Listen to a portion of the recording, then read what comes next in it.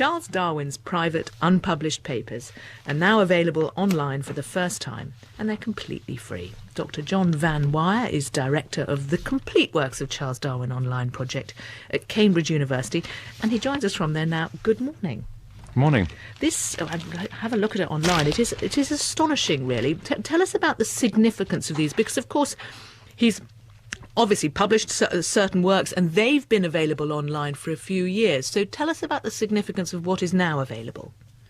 Well, Darwin's private papers have always been behind the scenes because of the fact they were never published. Darwin never published the full evidence that he gathered for his theory of evolution.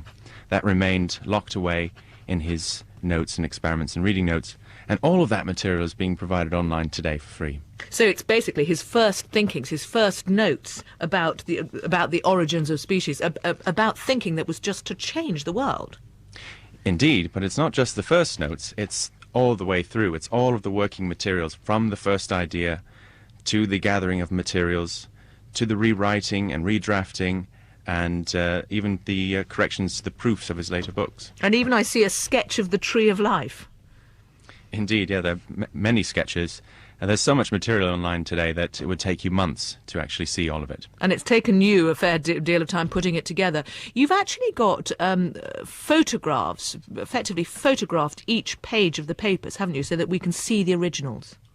Yes, it's as if you were actually in the archive in Cambridge, and you can flip through one piece of paper after another and see all of Darwin's work and materials that he gathered across an entire life of working in science. You can also see about his personal life. There's some lovely notes about marriage.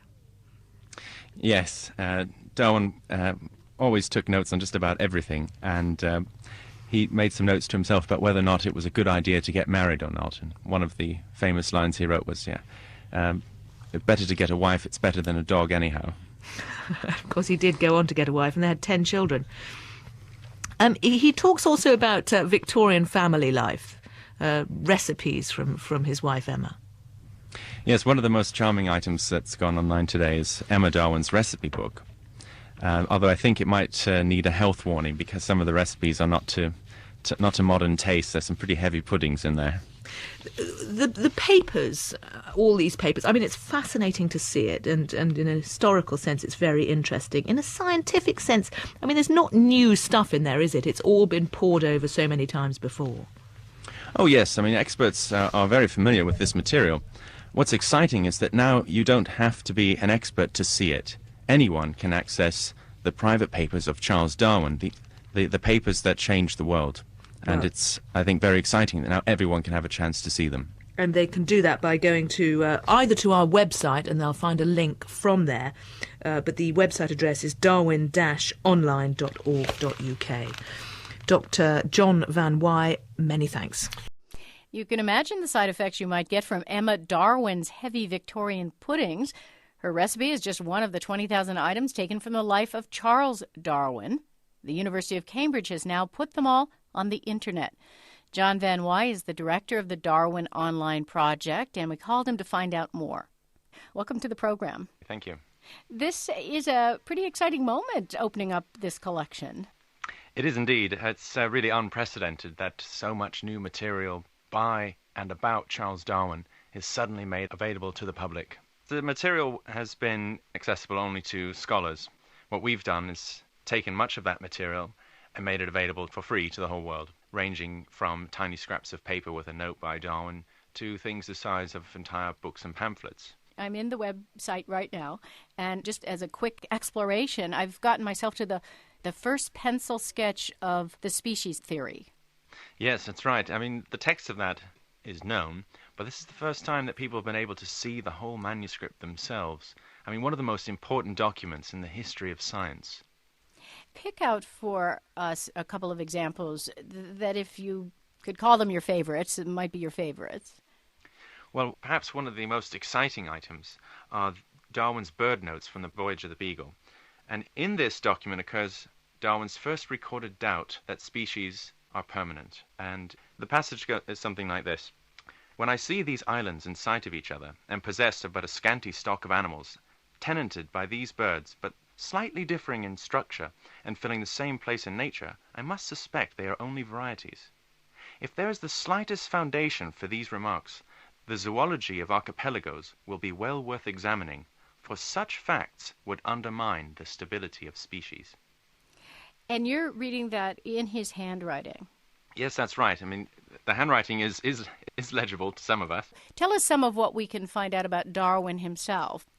Well, one of the things included are some of Darwin's notes about whether or not to get married. And he made a list of pros and cons. He writes, one of the advantages would be an object to be beloved and played with. Better than a dog, anyhow, he says. What a romantic.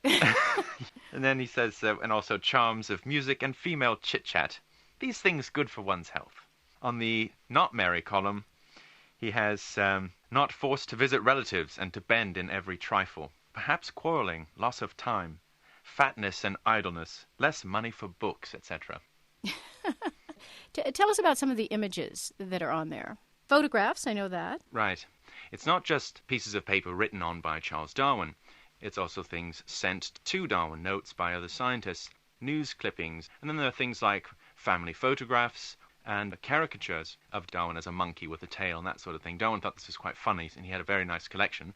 And book reviews and articles about Darwin's theories and the Victorian responses to Darwinism when it first appeared.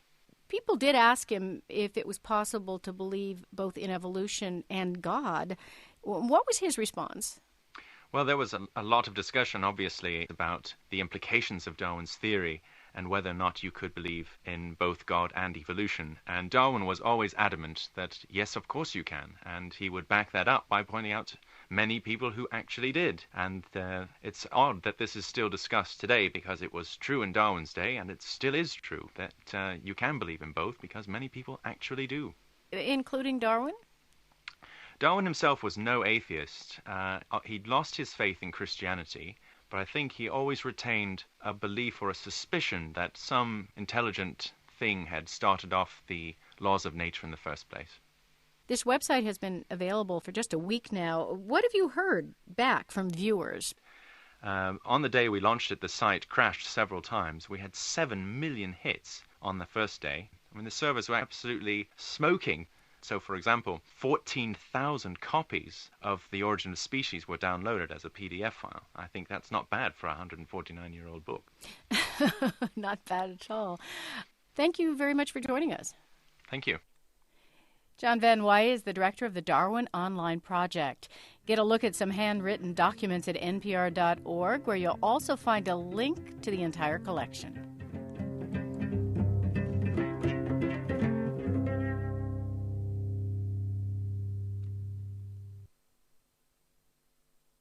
Thank you. 4:55. Thousands of private papers belonging to Charles Darwin and being published on the internet today.